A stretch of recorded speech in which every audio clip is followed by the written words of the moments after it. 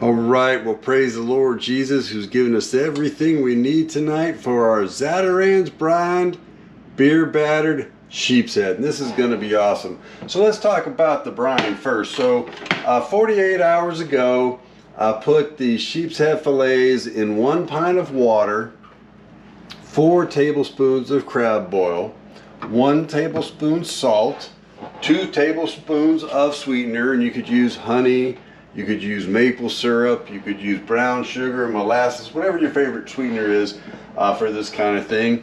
And 2 tablespoons of garlic Everclear, and that's just what it sounds like. A bunch of cloves of garlic, about half fill in a jar, fill it up the rest of the way with Everclear, give it a couple of months. And then it is the way to get great fresh garlic flavor deep into fish and meats in your brining process. Okay, so that's the brining, and we took those sheepshead fillets out about 30 minutes ago and just have them drying there on the rack. And now let's talk about the beer batter.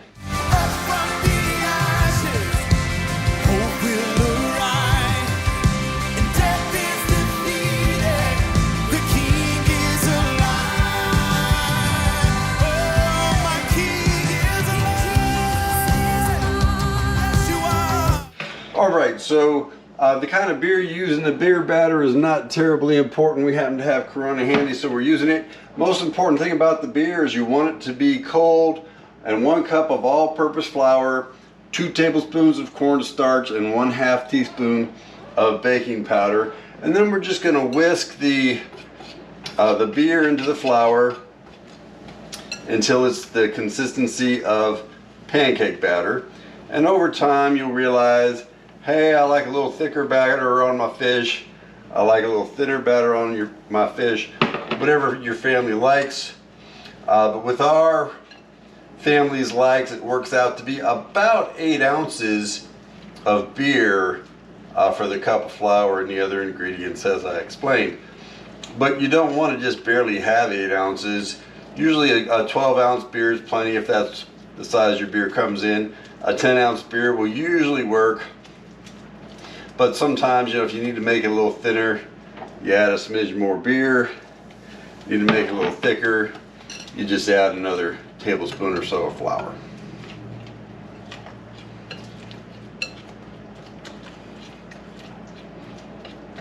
So those would be kind of thick pancakes there, so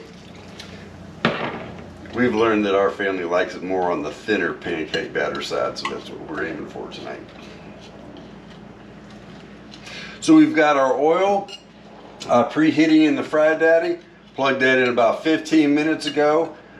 We really like cottonseed oil. That's what New Orleans beignets are fried in. But whatever kind of oil you like. We got a little animal fat in there. We added about 25% bacon fat last time to go along with the cottonseed oil. But whatever your favorite oil is for frying, it'll probably work. Cottonseed oil, peanut oil, bacon fat, duck fat. We've used beef tallow. It all works great. Alright, now we don't like to overload the Fry Daddy too much at a time. So we're just going to probably do, these are pretty big chunks. So we're probably going to do 3 rounds of about 4 chunks each. And they should cook up real nice in about 3 minutes in the oil.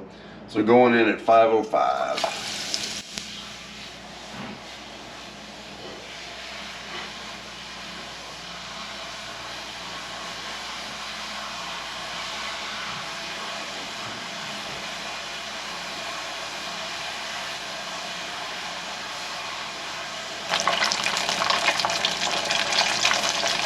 Alright, 508, it's been about 3 minutes. Let's have a look to see if it's the golden brown that we like or if it needs another minute.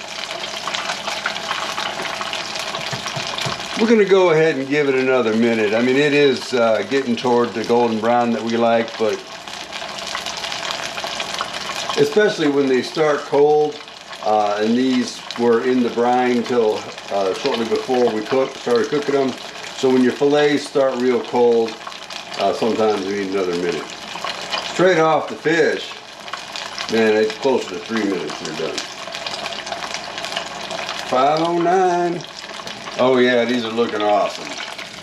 Now these really are a lot better hot, so I let the family come through and kind of graze and eat as we go. Sometimes we pray before, sometimes we pray after. But trying to get everybody to sit down at once, it's the kind of trying to set the fried foods aside so it's still good. You know, 15 or 20 minutes from now, it's not going to be as good as it is, you know, hot out of the fryer. So we don't like to let it tread water too long. But if you have to, you know, keep it in a warm spot and let your family graze on these little bits here. These are real good, just the fried batter bits. So one of the reasons I wear the gloves is because these are kind of, they've been brined in Zatarains, right? So, you know, they're spicy. If you don't wear gloves, you got to really wash your hands carefully, because then when you rub your eyes or stuff of that sort, well, you can be in a little pain from the Zatarains. All right, you ready for the taste test, my bride? Wow.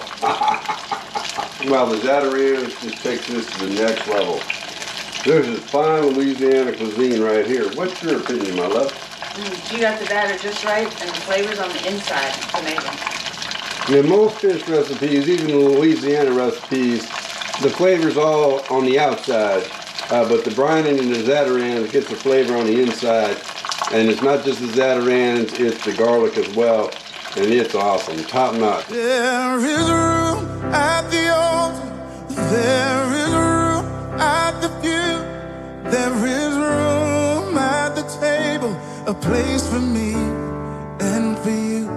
It's not about being someone else, there's healing in being true, but there is room at the cross for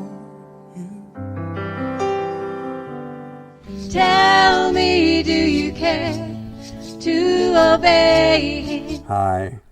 From 2016 to 2022, I've never asked for contributions and none of my platforms are monetized. I'm generally more favorable to giving to widows and orphans than to giving to preachers. The Holy Spirit has spoken to me. Jesus cares about the girls in these homes. I just completed Christian leadership training with Dr. Mark Rutland, who founded Global Servants. I've reviewed their financials, and I am impressed both with their accountability and the large proportion of contributions directly supporting their girls in Ghana and Thailand. Please visit their website, globalservants.org, and pray about giving to these girls through them. Tell me, do you care to obey him?